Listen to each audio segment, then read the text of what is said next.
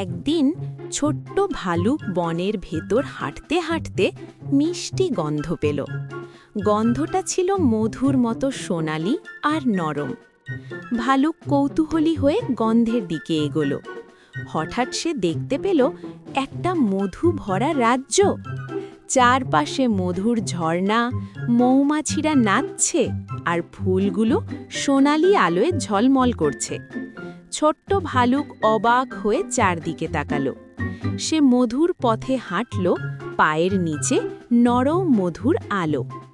একটি বড় মধুর হাঁড়ির পাশে সে থামল। সেখানে মধু ঝিলমিল করে হাসছিল। ভালুক খুশিতে হাত নেড়ে খেলতে লাগল। মৌমাছিরা তার চারপাশে বন্ধু হয়ে ঘুরল। শেষে ভালুক একটু ক্লান্ত হয়ে বসল। মধুর রাজ্যটা ধীরে ধীরে নরম আলোয় ভরে গেল। ভালুক মিষ্টি করে হাসল। তার মধুর রাজ্য হয়ে গেল সবচেয়ে সুন্দর স্বপ্ন।